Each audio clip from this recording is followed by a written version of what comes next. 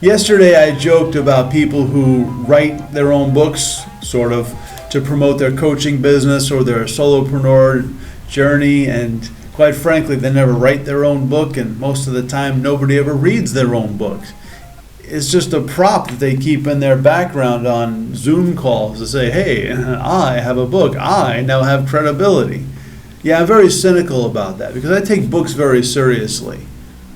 As a kid, I used to love to read. As an adolescent, I stopped loving reading. Imagine that.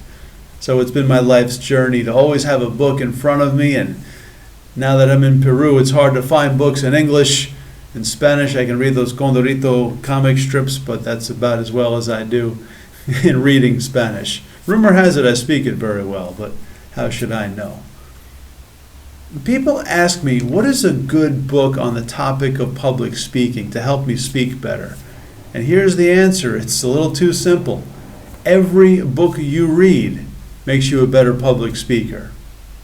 Now, in honor of Dr. King, this being Martin Luther King Day this week, I didn't post any memes, I didn't do any virtue signals, but I committed to finally finishing this book that I had been snacking on for the past couple of months. It's not an easy read, but it's an important book in American history, and that book is Uncle Tom's Cabin.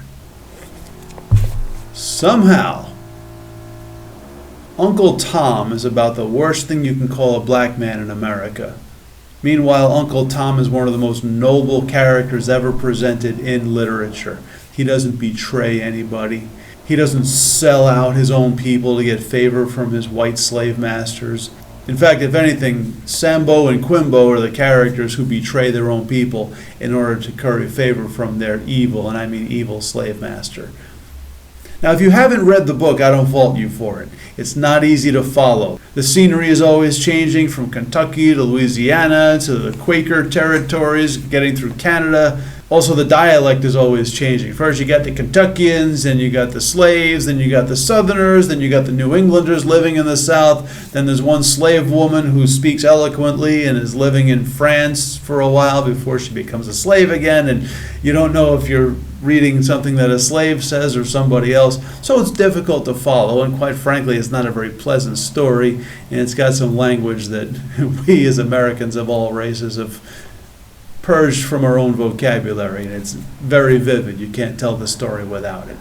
So if you don't know the full story, I don't fault you for it. I just want you to know this. Uncle Tom is somebody to be celebrated. He's the first black hero in American literature. And the more you read Uncle Tom's Cabin and understand the psychology behind why he was, and how he was really a conglomeration of so many characters that the author had heard about or had witnessed and seen with her own eyes, the closest to Uncle Tom as a real figure in world history is Nelson Mandela. So if I say I should put that as the title of my YouTube video. Nelson Mandela was an Uncle Tom. Look at some of the people who are elevated as symbols of black culture, who shouldn't be a symbol of anything. And yet Uncle Tom somehow gets treated worse in real life than he is in the story. I make this video today because Thursday is about my public speaking resources and influences.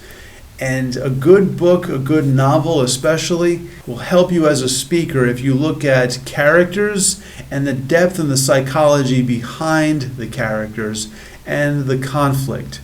Because a story without conflict is just a circumstance. It's not a real story.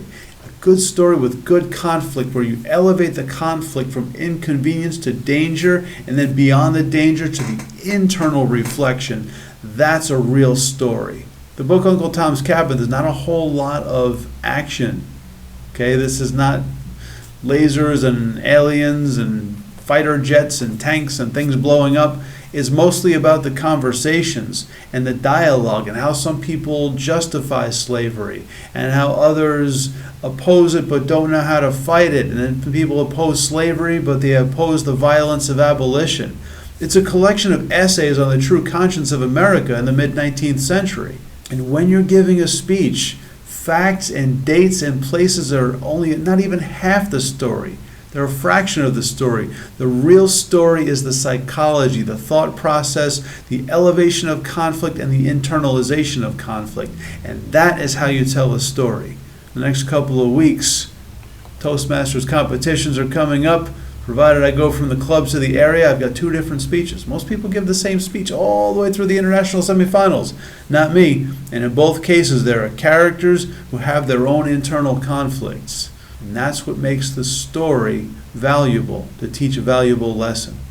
So if you don't take the time to actually read the book, I don't fault you, but please, let's do our best to, number one, use literature, characters, and conflict as the backdrop to our stories, but also stop vilifying Uncle Tom. He's my hero. He ought to be yours too.